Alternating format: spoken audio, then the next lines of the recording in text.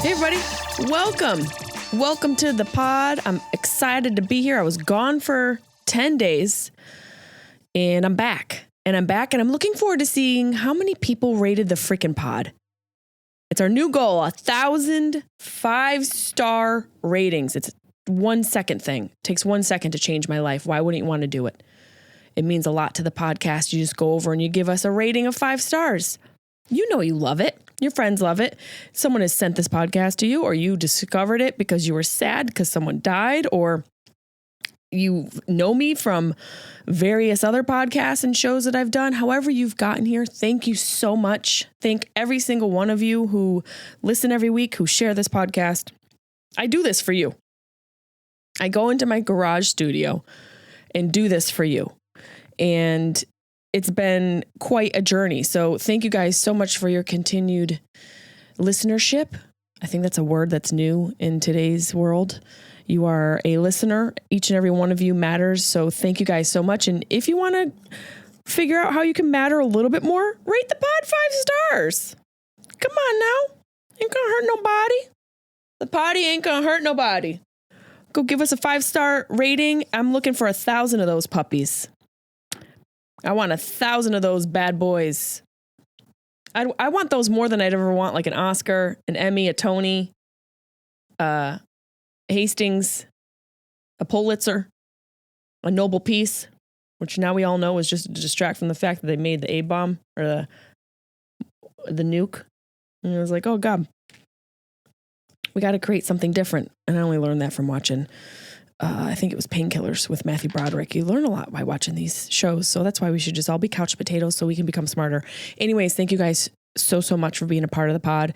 And we're going to talk a lot. We're going to read, first of all, at the end of the podcast, I'm going to read the ground round comments because they're alarming. I don't know how this podcast has slowly turned into a food review show. I'm talking about In-N-Out Burger. I'm talking about artichokes. I'm talking about freaking ground round. Well, I love food. I know it doesn't look like it. A lot of people call me a skinny bee. You're not wrong. I have a high metabolism. Hate me if you want to hate me. It's the way God made me. So take it up with Christ. Take it up with Christ. But we're going to read the ground round comments. If you're like, what are the ground round comments? Well, last week we went down memory lane and discussed the Ground Round, which was a restaurant back in the day when kids would pay what they weigh.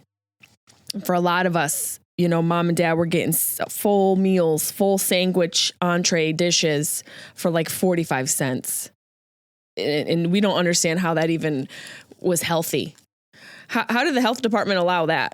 That's how far we've come as a society. So we're going to read those comments at the end of the podcast. And today I want to talk about a little bit about how to recharge your relationship. And your relationship can be with you, can be with your loved one, your friends and family, whoever, whatever type of relationship you have. I think the key points that I want to discuss can relate to all different dynamics of relationships and relationship dynamics. So we're going to talk about that. First, I want to tell you a little bit about my trip. We were I did a trip with some work with my man, and we were in Traverse City, Michigan. Traverse City. I know, but the actual word is traverse, to traverse a city. But ironically, maybe not so ironically, this city is pronounced Traverse City.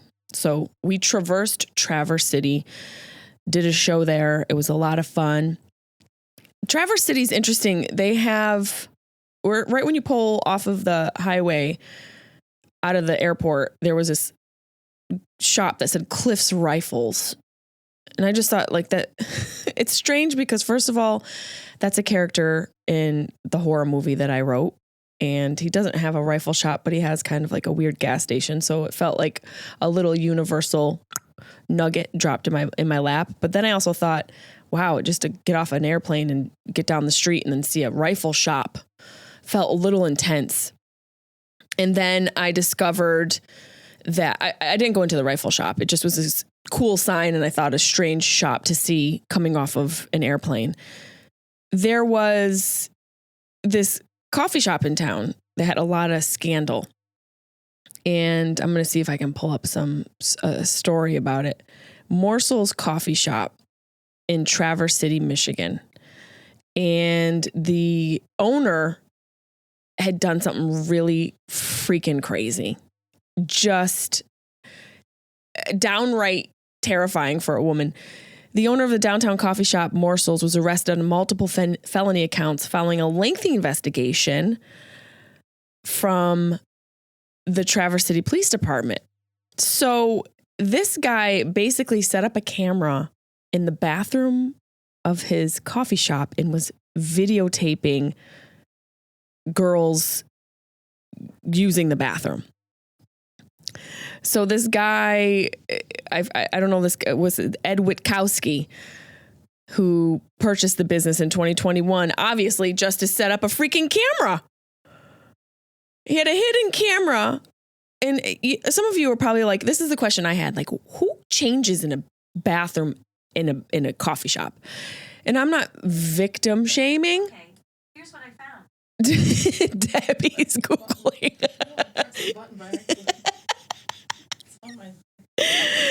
Debbie's got noises in the background. I'm not victim shaming, but I genuinely was like, who's changing full outfits in a coffee shop? But then I thought, oh, well, the girls who work there might need to change. You know, sometimes you want to put on a cute little outfit for work. Sometimes you want to have like a little barista outfit on, and that's okay. 1 count of using a computer to commit a crime, felony with maximum penalty of 15 years in prison. 3 counts of capturing and distributing an image of an unclothed person. Maximum penalty of 5 years. You only get 5 years for sharing a photo of a naked person. I feel like some perverts would think that that's enough, you know, not so bad of a time to serve. 1 count of lying to a police officer. That gets you 93 days in jail. Hey, you want to lie to a cop? About 100 days. You got to really want to lie to a police officer to spend 93 days in jail.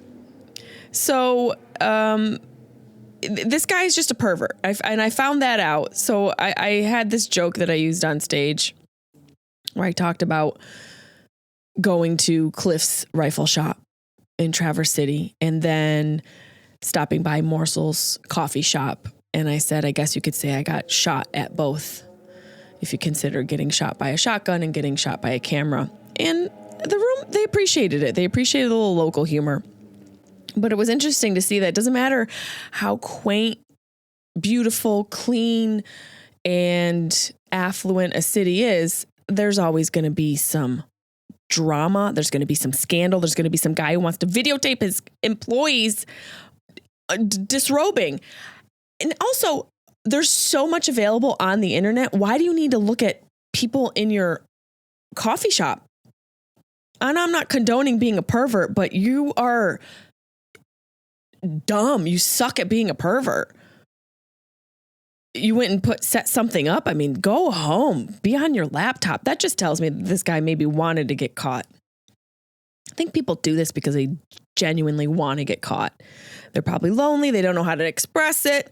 They're perverts. They're definitely criminal. I'm not saying this guy's not a criminal. I'm definitely not supporting what he did.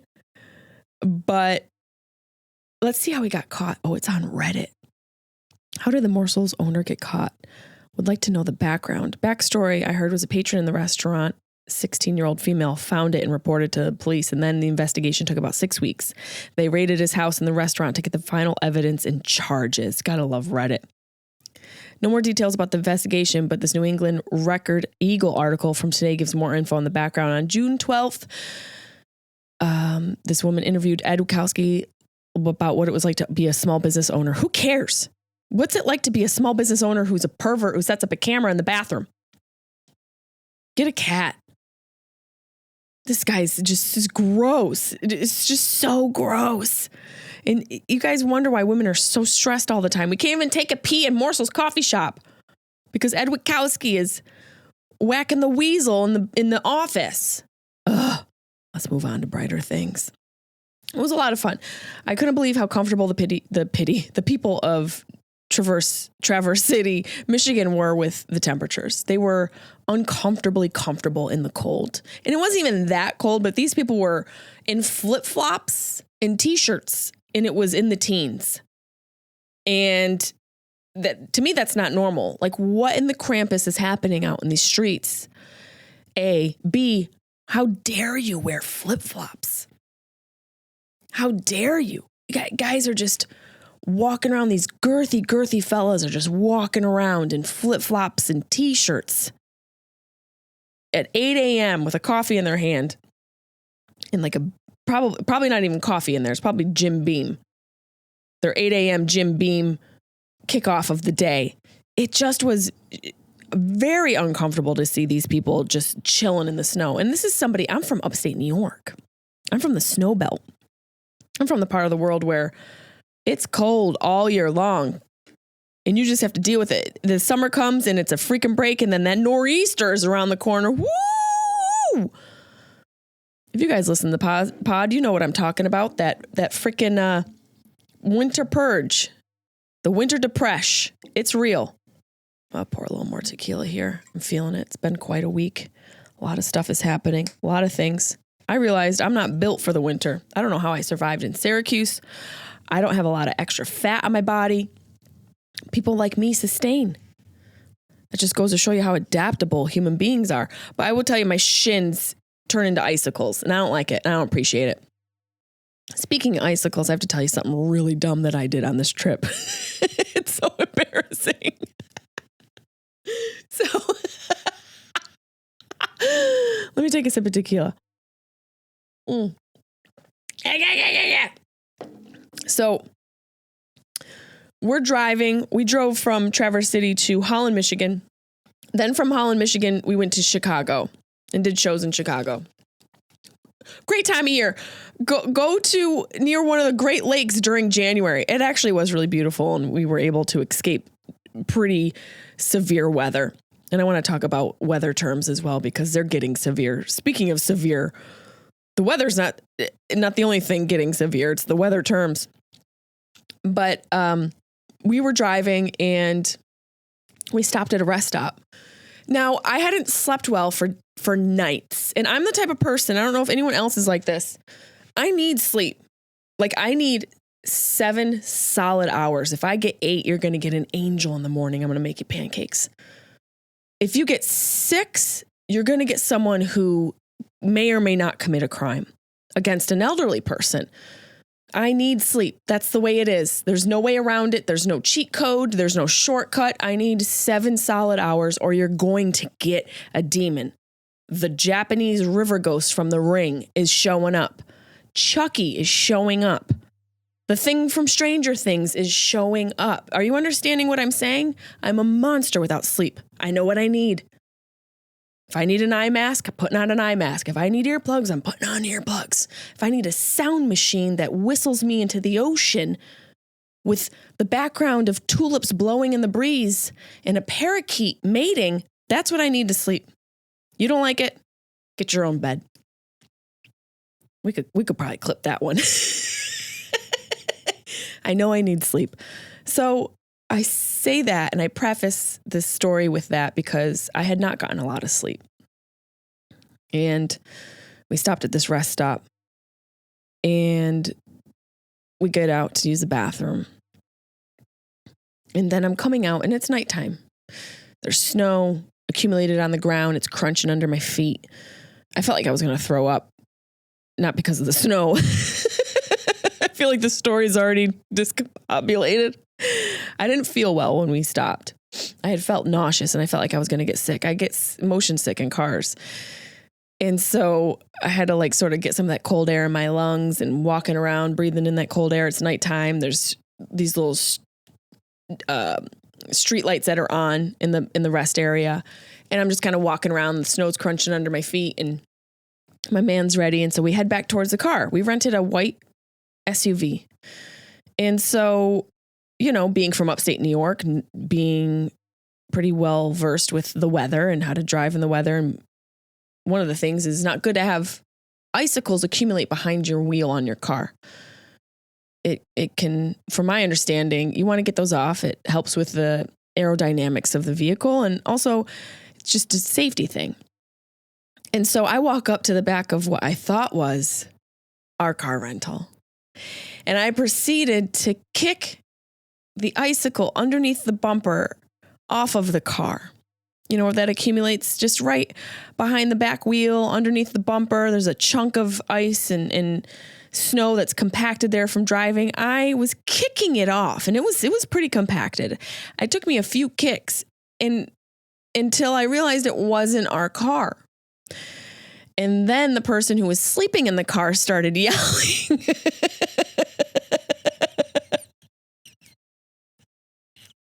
I kicked the icicles off of someone else's car. And this kid was like, hey, yo, hey, yo, hey, yo. And he opened the door and he was like ready to fight. And I'm like, I'm so sorry. This is how women die. This is why women die. Okay, my man's like, come to the car, like towards him. He goes, Jess, get over here. And I'm continuing to apologize to this person. I'm like, I'm so sorry. I'm trying to crack jokes. I'm like, oh my God, you want me to get the other side? I actually said that to this person. I was like, you want me to get the other side? I thought it was my car. I almost died. The fact that I didn't die is more surprising to me. I almost died. And let that be a lesson to people when you're traveling and you're tired. Know your weaknesses, know your shortcomings, because you're one icicle kick away from almost dying. And if that guy shot me, he'd have every right. He'd have every right. The police officer would be like, well, what happened? Well, sir, this crazy woman was kicking my car at 9 p.m. at a rest stop while I was sleeping in it with my wife. That's the other thing. His wife was in the front seat. And there's nothing more unpredictable than a man protecting someone or something. And so I held my hands up like this. I go, I'm sorry. I thought it was my car. We're this car right here. He could see the car was right next to where he was. So it's not like I just walked out and wandered. The car was parked next to ours. You'd think I'd go, hey, there's two things that look the same. Maybe I should look up and take a register of the situation. No. I'm just going to walk over to this vehicle that's clearly my vehicle. And I'm going to kick it. I'm going to kick it. And that's a good idea. I'm going to kick the snow off of it. Everyone's going to be fine. We'll figure out how to handle the situation at the end. That's what we'll do. And so, I learned a lesson that I need to make sure that I am more alert when I'm on the road. And, I will say this is one of the reasons why it's difficult to be an independent person. I've been an independent woman my whole life. Well, not my whole life. You can't be an independent woman at 8 years old. But once I left the house, I was independent. And so with that, it can be a difficult situation when you get into a relationship, because then the power dynamic sort of switches. And we're going to get into this when I talk about how to recharge and how to recharge your relationship and things you can do for that. But this kind of falls into that, where when you're an independent woman and you get in a relationship with somebody, for the most part, independent women kind of like masculine men. And so masculine men don't like independent women for the most part. That can be very difficult. So you have to sort of relinquish some of your control. And so what I've chosen to do is relinquish all of my control and just assume that he's watching me all the time and he's controlling everything and he's got it all the time. And that is good and well, but I also have to keep my head on a swivel and not go up to strangers' cars and kick icicles off of them. That's the moral of the story. So I'm dumb and learned my lesson. That was the universe being like, okay, you need to take a nap before you get into a car. And you might want to just check your perimeter, check your six. I'm usually a very alert person, and that can be very stressful to be constantly aware of your surroundings. And I would like to see a test done to see men versus women. And if it'd be cool if you could quantify the stress of keeping tabs on your safety at all times during the day for a female versus a male, because it's so different. The experience is so different. And so when I'm with him, I feel protected. And so I feel like I can do anything. Anything you can do, I can do better. I can do anything better than you. Kick off the snow. I went to this restaurant. We went out to eat. Switching subjects here. And, I haven't really talked about him a lot. We've kept our relationship kind of private because it feels right to do that. And so I'm starting to talk about him a little bit more. And we went out to dinner. And one of the things I realized, one of my pet peeves, besides not getting any sleep, is when restaurants sort of have pictures of food that aren't necessarily theirs in the restaurant. Unless you're a fast food place, I don't need to see pictures of food. I'm here. I'm going to look at the food and put it in my mouth. I don't need to see your food displayed on the walls around me. I think it's tacky. I think it's unnecessary. And it also makes me feel stressed. I'd rather see the paint on your walls than photos. And not only were these photos, this one restaurant we went to. And by the way, anyone looking to find cool towns in this country, there are so many interesting towns. Holland, Michigan is the place that we ended up at after we were in Traverse City. It'll never work. And it's a great little town and the people are amazing and it's cool in the wintertime. They have the largest municipal heated sidewalk, I think, in the country. So what that means is the sidewalk gets heated up and you can walk around in the winter and there's not an accumulation of snow on the ground and ice and all of that. So it makes it so enjoyable and sort of a very walkable city in the wintertime and also a very picturesque and idyllic town, very quaint, lots of shops and restaurants. Check it out. But anyways, it's fun to go to these places and you go into restaurants you normally wouldn't go into. And I'm someone who's got to be a little bit more relaxed when it comes to my diet. I'm very disciplined in the food that I eat. I also enjoy grilled cheeses. I enjoy mac and cheese. I enjoy cheese in any sort of form. So I'm not completely stringent with my diet, but it's very difficult for me when I go out to eat because I try to not be picky. This place is cute. I think it was called Waverly Stone. This is the place with all the photos on the wall. And they've got all these photos and I'm just looking around and I'm like, man, it just looks ridiculous. It looks like you're trying to sell me. I'm already sold. I'm in the door. Put the food in my mouth. We know how this works. There's nothing these photos are going to show me. Then there's this one picture of someone pouring cocaine in a martini on the wall. And I'm like, well, now that looks fun. That looks fun. It looks like that, Salt Bay maybe found his cousin and Cocaine Bay is here pouring cocaine into a martini. Why hasn't anyone done that? It's a terrible idea. And I just was walking around taking videos of all these ridiculous photos and everything. And then I found one and it was right in front of our table. And, it's just a picture of scallops. But something about the way the guy's holding the napkin in the background makes me really uncomfortable. What are we doing here? Is this an innuendo? This scallop photo has me blushing. What are you doing with those scallops, sir? We'd like 2 of those dishes to go. Because my boyfriend and I are feeling a little blushed here with your fingers in the dish next to the scallop like that. Can you please check yourself before you wreck yourself? It's really uncomfortable. This guy's got poorly placed fingers on that dish. Is that Gordon Ramsay? I doubt it. That's not what you learn in culinary school, is it, sir? There was interesting people, cool little shops, and there was a sign. I don't know if the sign was actually in Holland, Michigan, or if it was between the travel, somewhere in between the travel. But there was a sign that said, oh, no, it was on the highway. It was on the highway when we were headed to Chicago from Holland, Michigan. The sign said, foster a pet, help your community. Now, look, you're talking to a girl who's got 3 foster dogs. I'm not against it. I'm obviously pro foster. But I feel like there's a few other things we could do to help our community before that. I feel like there's like 8 or 9 things we could do ahead of fostering a pet. That's probably a little bit more prudent for the cause and a little bit more important. Fostering a pet is wonderful, but maybe we should start a program where we foster a homeless person. We foster homeless children.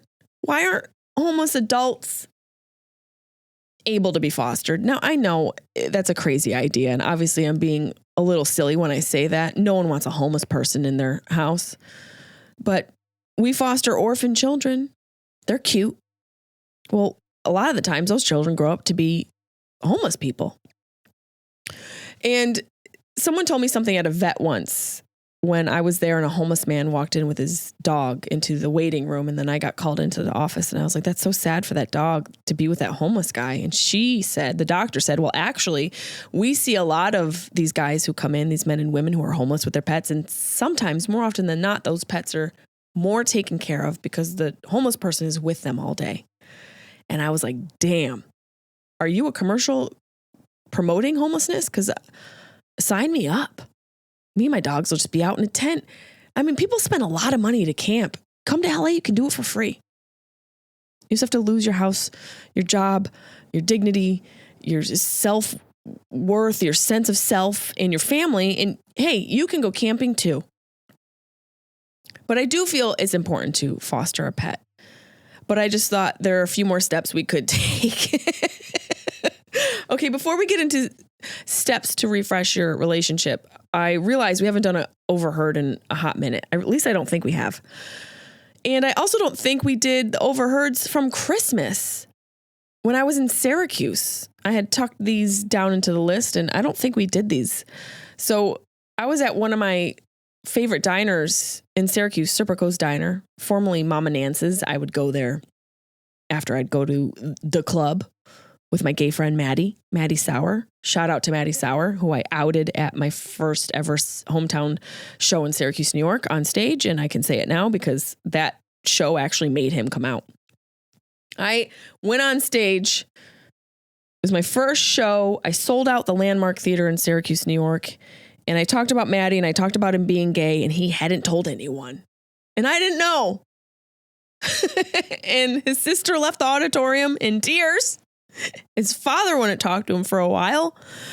His mother obviously already knew. I just assumed everyone knew. You know, this was early 2000s. I assumed everybody knew. And everything's fine. Everything's all in well. But this is a place that Maddie and I used to go after we'd go clubbing. And it's been taken under different owners and different names, but right now it's Serpico's Diner, and it's right on, I think, the Fairgrounds Boulevard, right before you get on 690. It's a real trucker diner. It's a classic diner. You walk in, it smells like burnt butter and oil, and that sticks to you for about 2 years. Doesn't even matter if you have the jacket on or not, and that jacket will never lose that flavor. It is ingrained in you. When you walk into a Greasy Spoon diner, when you walk into a Greasy Spoon diner, that stench sticks with you. The moment you put your foot inside a Greasy Spoon diner, that smell is stuck to you for life, buddy. Greasy, burnt butter and oil. That's your new cologne. You better enjoy it. Put a little behind the ears. You don't need to. It's stuck there. It is in your pores for the rest of your life. Something about that just makes me feel like I'm at home. So I walked into Serpico's and sat down, and there was a table of 3 guys next to us and 3 blue collar, hardworking men. You could just tell. And I think this was the day after Christmas or it must have been the day after Christmas. It was, or maybe even Christmas Eve. It was very close to the holiday. And I'm sitting there. You guys are getting a full background for this overheard. Excuse me. And this gentleman goes, "You never heard of Aquaman?" Because they were talking about movies. They were talking about all these movies.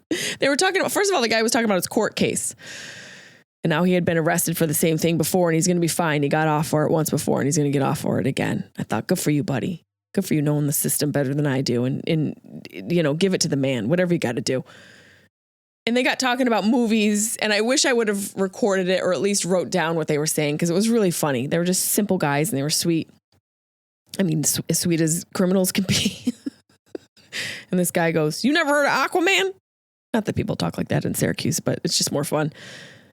And normally we have a rule for overheards. 1 line, that's it. But this one needs 2 because it's a 2-parter. And this will be a new rule. It can be 2 lines if it's different characters. So the first guy says, you never heard of Aquaman? And the second guy replies, in terms of reality, no. What?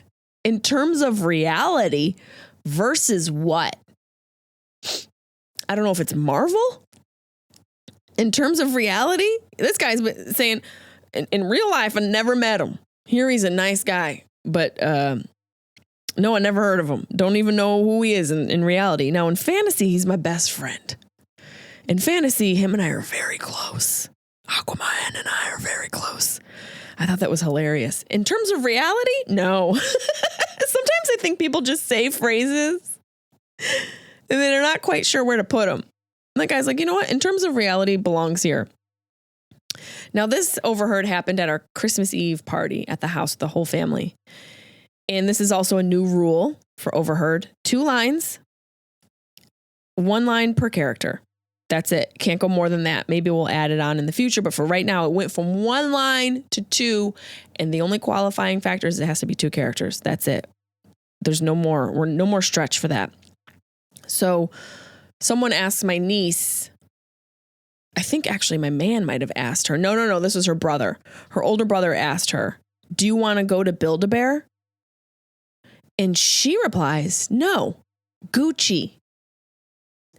Huh? You're 6. Why are you already into designer wear? I'd rather go to Build-A-Bear. And you want to go to Gucci? What do you know about Gucci? The only Gucci you know is Gucci, Gucci, Goo. You shouldn't know about Gucci. Kids should not want designer wear, especially when children of much less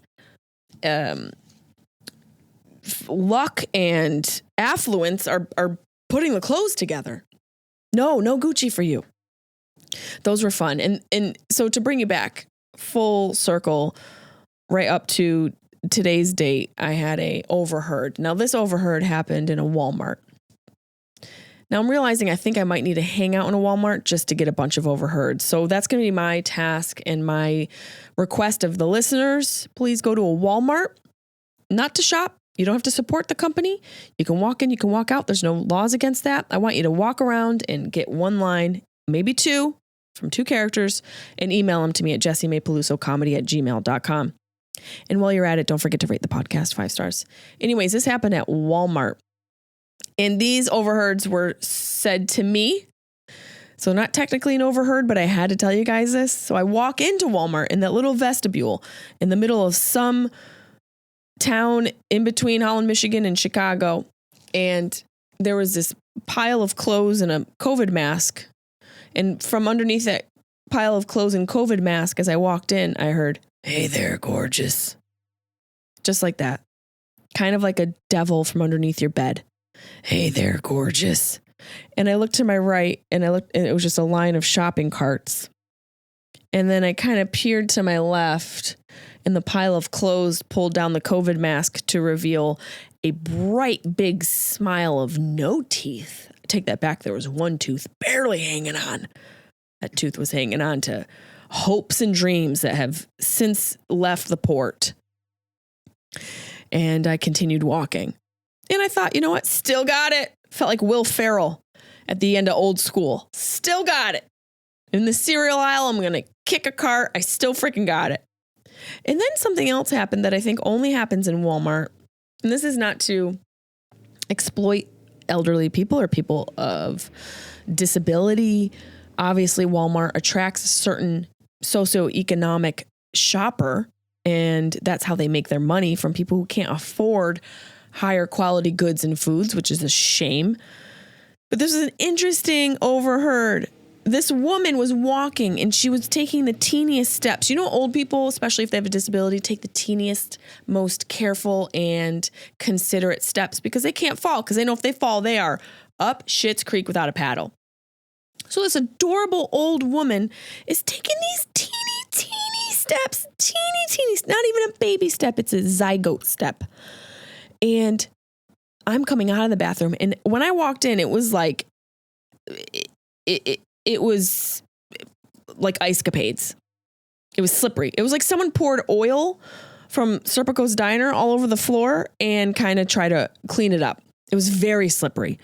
it was stars on ice. And so I saw this rickety woman walking towards that. And I'm like, this is not going to end well. And I can't be a part of this. I can't watch this happen. So she's taking these little baby steps. And I'm like, ma'am, are you with anyone? And she couldn't really talk. She just kind of mumbled. She's like, oh, no. And I'm like, you need help, sis? Because it's ice capades once you get beyond the piso, cuidado, piso mojado sign. This is not a mojado piso. This piso and fuego. Para su hips. You know what I mean? And so I go, is anyone with you? She goes, no. And I'm like, this is slippery. She's like, help me. Will you come with me? And I'm like, oh God, I got to go on this journey with this woman to the bathroom in Walmart. I couldn't say no. My boyfriend's there. He's like, what are you doing? I'm like, I don't know. But I'm going to go with this woman in the Walmart bathroom and see what happens. And so I walk her in and she goes into the stall and I just had this image of her like, I don't know. I just thought she was going to fall into the toilet and that was going to send her to some other space in time. I thought, man, this woman's going to fall. And then I thought, well, if she falls under my care, am I going to get sued? I was a little concerned. I don't know the rules in Walmart. It's like Lord of the Flies on another level. She's in the bathroom for a hot minute. She comes out. And this woman's just alone. She can't talk. She can barely walk. I'm like, what do you need at Walmart? How can I help you? I want to help this woman. And so I walked her out and she thanked me and she shuffled down the store. And honestly, that moment made me feel very fortunate. Because here's this woman who I don't know if she doesn't have anybody. I don't know what her mental faculties are, but she could barely walk. And you know what? She got herself out in the wintertime. She's like, I'm going to freaking Walmart. I bet you she bought a bottle of wine. I hope she went to the liquor department in Walmart and got herself some liquor and some new slippers because she deserved it. And it was just a sweet little Walmart moment. And I didn't know it was going to happen. And I'll never see that woman again. Hopefully she didn't slip. Can you imagine if she slipped in the parking lot and died after all that? My good deed for the day and this lady gets taken out by a sheet of black ice. I'd be pissed. I'd be so mad it would make me want to walk up to somebody else's car and kick the ice off of it intentionally. Well, we better get to what I wanted to talk about a little bit before this podcast ends because we're already at 40 minutes. You guys have been taking up my whole freaking day. There was so much more I wanted to discuss. Well, first, we got to talk about this video with this priest from France. Did anyone see this priest in the baptism on the Daily Mail? French priest, 89 years old, is forced to retire after a video of him slapping a crying baby went viral. This thing was so nuts. This video, I couldn't believe my eyes. Now, that's a lot to say because there's so much on the internet, so many horrible videos. But basically, this priest, this mother is like holding her baby, and the priest is ready to take the baby, and the baby's crying, as babies do. I mean, baptisms are uncomfortable.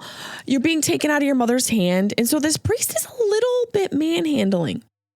Call it kid handling. And he's like speaking to the kid and he holds the kid, cradles him in his hands, and then grabs him by the jaw and just gives him like a Rocky trainer slap across the face. This is an infant. And then you can kind of see the people figuring out what to do and how to react. And another woman comes in. She's like, hey, are you drunk? And, this guy has since stepped down from his priesthood. You can see the father trying to rip the baby out of the priest's hands. And you know what? This happens sometimes with elderly people. They start to lose their marbles a little bit. I've never seen an elderly person slap a baby. I called it the baby's first SLAPtism. You're welcome. I didn't see that anywhere. So if you hear it after this, that is a result of AI stealing my likeness. And I'd like to report it ahead of time, Minority Report style. This priest slapped the freaking baby right in the face. And, that's what happens. These guys, they get old and they start to get a little senile, and that's not an excuse. Not a freaking excuse. Father Jacques Lacroix said, I'm finishing my ministry now. There is an end to everything. Yeah. Like that father's patience. He's lucky that guy didn't do something more. But you can't, a priest slaps a baby, then a man hits a priest in the face. Like, it's one thing for like an elderly man to slap a baby, but we can't have a grown man punching an elderly person. Then where's it going to end? We're going to be choking out a baby chicken. What do you call those little things? What do you call baby chickens? Chickies? What are baby chickens called? Chaplain. Chickies? Chicks? Can you imagine choking out a chick? There's no end to it. Troubling video footage emerged of this guy hitting a baby across the face with an open palm. It wasn't a hit, it was a slap. Not quantifying or qualifying, just saying it was a slap. But in an interview with a French radio, Mr. Lacroix denied having been too severe with a child. It was somewhere between a caress and a slap. I hope to calm him down. I didn't know what to do. See, that's the thing. He was older. He's losing his coolness. He's losing his cool. He's losing his ability to have proper cognitive function because he's almost 90. So probably was time for him to step down. And the bishop of the church said he had taken measures so that the priest is suspended from all baptisms and marriage celebrations. Now, the marriage celebrations is where you could probably slap a couple people. This guy should be hired for divorce celebrations. He might have he could lean into this and be the next TikTok sensation. You know, the slapping priest. He could do SLAPtisms for adults, for people who need a rebirth of sorts. Why not hire this guy to slap around a couple lazy grown-ass men and lazy grown-ass women? Gender certainly doesn't discriminate when it comes to laziness. We have this guy, hire him and have him slap him around a little bit. I like to hire this guy and do a SLAPtism for a few people I know. I see this as an opportunity. I see this as a business opportunity. This guy is missing out on money. Who wants a SLAPtism? I would maybe even try one to see if it might slap in some perspective. We could hire this guy same way they hire clowns for babies' parties and children's parties. We could hire this guy for adult SLAPtisms. 1-800-SLAPtism. Call us. We'll send them right to your house. Okay, guys, let's talk about ways to recharge your relationship. I was just thinking about this because of my trip with my boyfriend and also going through dealing with about entering this phase of my life where I'm going to be selling my childhood home, and that providing challenges with my relationship with my sister. And her and I are always good about overcoming those things. Being on the road with your loved one and your significant other is challenging in of itself. And I think for so many of us, it's hard for us to know how to make requests. And when we're in a relationship, a lot of people can be people pleasers. Some people don't know how to set boundaries. And so it's so important that you maintain this energy level. All people are batteries. We all have electric currents in our body. And with some people, they can drain your battery. And that's, a lot of people are like, that's not good. Well, think about moms. All day long, their batteries are being drained. That's not good. It's a part of being a human being. It's a part of showing up for people. And if you're tired at the end of the day, if you're drained, that means you did something. Now, I'm not saying all of this is good. There's obviously levels to it. But it's important to know how to recharge yourself after being with somebody. And it's important to know how to recharge your relationships after going through difficult rites of passage and difficult times, like I'm about to endure with my sister and selling this home and having to pack everything up, which will be a grief survival guide episode. When I'm home, I will discuss losing my home and what that process is like. But some relationships are kind of like when a cell phone is charging on the battery pack, and you have to make sure that both people can get a charge, because being together requires a certain level of emotional sophistication, patience, and anticipation of needs, both yours and theirs. And the number one need, I think, is energy support and knowing where you bleed out a lot of energy and knowing areas where you need help recharging. And, they always say the most important is to put your oxygen mask on first. And I believe in that. I think that is a tried and true lesson in life. And mothers might say differently. I'm not a mom. I did spend the entire day with my nephew, my bestie's kid, yesterday. We had a great time, and I have a new appreciation for her and for mothers. And that might not be applicable to mothers, and it might be different. But I do think that you should put your oxygen mask on first to be able to give, if you are a giver. And I am a giver. And I will often deplete my energy for someone else before I need to do what I need to do for myself. So that's an area, if that's you need to learn to check yourself and know that about yourself so you can anticipate that. And so then you got to go, okay, I know I'm a giver. I need to get all of my things done, all of the aspects of my life that bring me joy and to bring me productivity, and to make sure that I am finishing those things so that I don't feel stressed giving to somebody else. Because I think what causes a lot of stress to givers is they don't give to themselves before giving to others. You don't have to stop being a giver. You just have to give smarter. And because I'm such a giver, I'm Sicilian. I don't know if that's applicable for all Sicilians. We like to nurture. We like to take care of. I have to do that for myself first, so then I feel even better giving for others. And, that actually gives me energy when I give to people. But at the same time, you have to make sure that you're recharging as well. And I was reading and doing a little bit of research, and I've picked up this book, Scattered Minds, from Gabor Mate, who is a psychiatrist, actually. And he himself has ADHD. And that's what the book is about, ADHD and dealing with it as a psychiatrist. But he also speaks on a lot of different other emotional and psychological issues and socio-psychological issues and psychology. And he talks about the reason why women have more autoimmune diseases. Women generally are more susceptible to getting autoimmune diseases, lupus, and my mom had lupus, my aunt has lupus, and things like that, things that are stress related and inflammation related. Women take on the emotional brunt, burden, and stress of their family, friends, and loved ones. That's what women do. And they feel that they're guilty and responsible for the well-being of other people in their life. And so they take on the stress of other people as well as their stress. And, women have this natural caretaking tendency, and it's almost ingrained into the fabric of who we are. And I'm not sure that's something that needs to be fixed.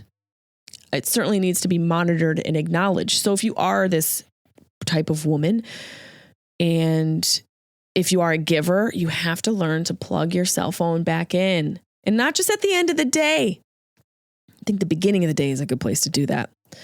And so being in a relationship and being on the road and being a giver, I learned that I have to do all of my to-dos early in the morning, which I normally do in my routine, in order to show up and be able to give more fully for the people in my life. And the same thing for the situation with my sister and I, and us about to sell our childhood home. I have to be able to make sure our relationship is recharging during this process of unloading and unpacking and breaking down our home, because it's going to be very trying. It's going to be very emotional, and it's going to be very traumatic for both of us in different ways.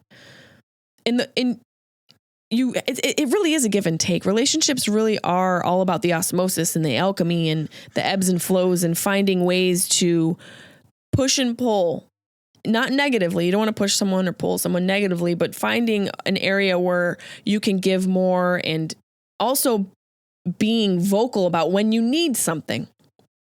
It's the other thing. For me, sometimes it's hard to ask for help. You got to ask for help, especially in relationships. You got to vocalize. People can't read your mind. You can't assume that people are telepathic. You got to say to someone, hey, I'm overwhelmed and I need a minute, or hey, I'm going to go for a walk, or hey, can you rub my feet? Can I get a sandwich? Whatever it is you think would recharge you, you got to make a request, because your loved one, your friend, your whoever's in your life is not always going to be able to decode and decipher your nonverbal communication. Your huffs, your puffs, your sighs, and your frustration, and however you act out when you get into that mindset, not everyone's going to be able to decipher. So one of the ways to recharge your relationship is to make requests and verbalize what you need. And you also have to set boundaries. You have to know the areas that trigger you. And you have to say, hey, when it comes to this, I need this. There's nothing wrong with that. And it actually improves your relationships on the other end. And I'm not a pro. These are things that I'm learning as I go along. These are things that I'm anticipating from learning from the previous situations, bringing them into the next, and knowing I'm going to be spending a certain amount of time with my sister, and knowing all the different dynamics of these relationships are so sensitive that sometimes speaking clearly and demanding a certain level of respect and boundaries is the best way to maintain and recharge your relationship. And, relationships also go through their own ebbs and flows. And I know that this is going to be a very challenging time for my sister and I. I know it is. Oh, I know it is. It's going to be hard. It's going to be real hard. But that's what tequila and wine are for. And a little bit of edibles. A little bit of that. Well, I hope you guys can find some peace through your relationships and the different aspects of how they can drain you, and learning to respect and also request what you need.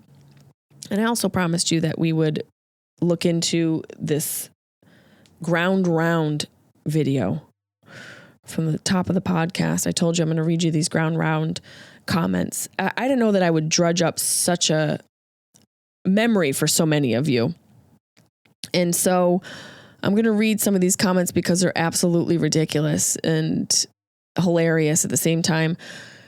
Chelsea says, I cannot tell you how many birthday parties I had at the one on 57 in Liverpool. My mom had to ask the clown to leave the party area on my third birthday because I was terrified of him and had a full-blown meltdown. That sounds about right. Ground Round and TJ Big Boys, 7th North, baby. That's right near where I grew up. Like, this Ground Round was literally, now that I realize it as an adult, was down the block. My parents weren't trying to go far or spend anything. I'm not from Long Island, but my grandparents were. We went to one next to the King Cullen, I believe. I was told it was going to be the burger of my life. I remember the kale as a garnish for some reason. See, people don't remember. People forget. Kale used to be the side piece. Kale was a thing that they would sprinkle on as an afterthought. Now she's Beyonce. She is in the center stage, like, look at me. And now I got side bitches and I got side pieces. So step up your game. I cost money now. Kale used to be free and you get one slice. Now it's like $35 a head. Kale's basically what happened to Matt Rife's career. It's insane. Some person says Marketplace Mall Ground Round was a staple back in the day. Another one says there was a local one in downtown Binghamton until a couple years ago. I'm so mad I missed that opportunity. Jenna says you could throw peanuts on the floor. You could toss peanuts on the floor like barn animals. This place, there's no way they'd pass a health inspection today. Elijah says I weighed 100 pounds in first grade, so grilled cheese. Sorry, Elijah. It's still $1. Your mom can't pay $1? Come on. My bestie from back in the day, Brad Lokley, he said, girl, when my fat ass family went there, we had to file for bankruptcy. Ground Round today would cost as much as the Four Seasons with the herds of 10-year-old bison children roaming rural America. How beautiful is that? Isn't that poetic? So freaking poetic. This one person says it's so funny because she went to very expensive restaurants without the kids. I don't know if this person's trying to come at Nancy, because maybe she did. Maybe this person's right. Maybe my mom chose a cheap restaurant for her kids so that she can go wine and dine herself when we weren't around. And you know what? I don't blame her. You want to know why? Because she's dead. She's freaking dead. Maybays, all my freaking Maybays. I love you guys so much. On that note, Mom is dead. Hope you guys have a great week. Don't forget to rate the podcast. If you have any questions or advice you want answered on the podcast, we're going to do a Dr. Peluso episode soon, as well as another grief survival guide episode soon. Email me at jessimaepelusocomedy@gmail.com. And thank you so much for listening. I appreciate it and you. Burp, burp.